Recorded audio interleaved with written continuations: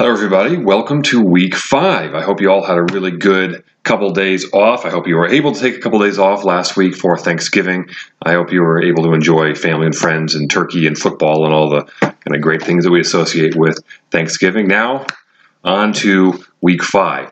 So I've been telling you this, kind of teasing this last week, that we're going to be moving from Word into Excel. And I think this is of the big 4, I'd say, Outlook, Word, Excel, and PowerPoint.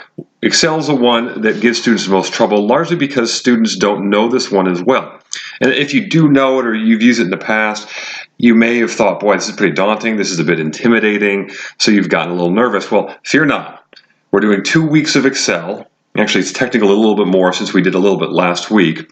But we've actually reconfigured the weeks a little bit to try to make it a little more digestible. Okay, so there's a couple things that we have done behind the scenes to try to kind of alleviate the burden a little bit when it comes to learning Excel. The other thing that I've done has been I've put together a lot of videos, and I've already posted a few of them on Excel. Now, this is really for any kind of user, but it's especially for those who have little to no experience using Microsoft Excel. So these first 2 videos really are just how to open it, looking at the templates, figuring out how to save a document, and then a couple of other little things like how do you use sort and filter, how do you develop a table, how do you use the fill handle. What we're going to be doing going forward is I'm going to be posting videos on things that are a little more complex, but definitely relevant to this week and next week. Things like developing charts and graphs. And then after that, we'll talk a little bit about formulas and functions. Now, these are all things that you may have done before, but you're not really sure about it, or you've never done them. Trust me, after you learn a couple of these things, you're going to feel very, very comfortable in Excel, especially when it comes to getting into the workplace, getting into the job, and people ask you to start developing this or that in Excel.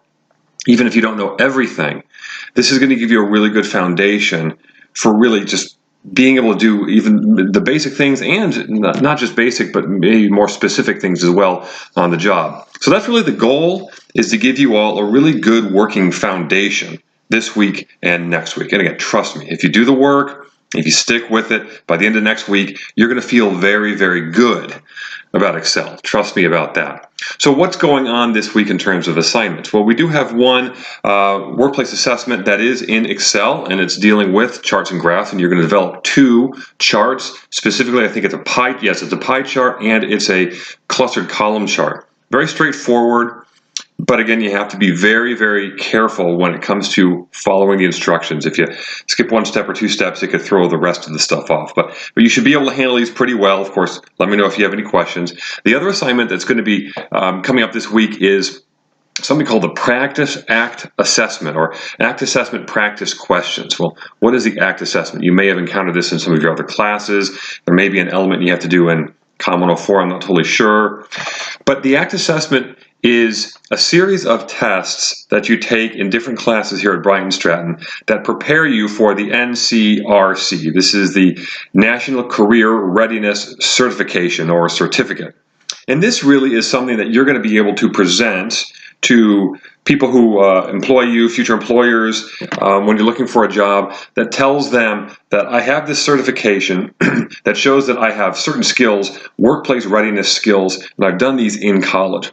And so you may not totally understand the context of it. You're going to be taking this test next week, the information literacy test. Like, man, this is crazy. Some of these questions are off the wall or strange. There is a method to our madness. There's a reason why we do this.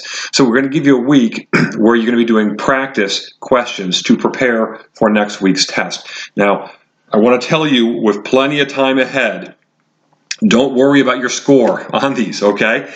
The scores are going to be curved up.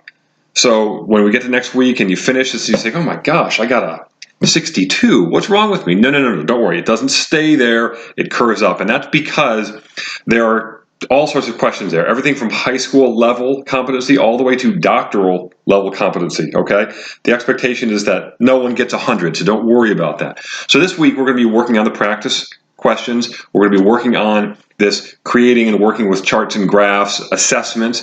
I'd also suggest highly that you go through some of those pause and practice assignments that's in the pause and practice folder, in the week 5 folder. Now, you don't need to, sometimes they say at the end of the instructions, Share this file with your instructor. Don't worry about that. Some people do that. That's perfect. And people, you have been doing that last week. Don't worry about that if you don't, because what matters most is that you use the solution files that are also in that folder and just check your work. To me, that's the most important thing. These are not graded assignments. These are for your own benefit. And don't forget, you need to get into the discussion board. The goal this week is for everyone to have their initial post up by the end of the day, Wednesday. So that's really the goal, and I'd really like to see if you can all do that. So far, there's been a lot of conversation in the discussion board, so keep it up. As always, you know where to find me, folks. You can call me, text me, email me. Tomorrow night, I'm going to have my Skype office hours from 7 to 8 p.m. Eastern Standard Time, but I usually have Skype up anyway, so if you find you're on Skype and you want to look me up, you can send me a note that way as well. Looking forward to hearing from you, folks.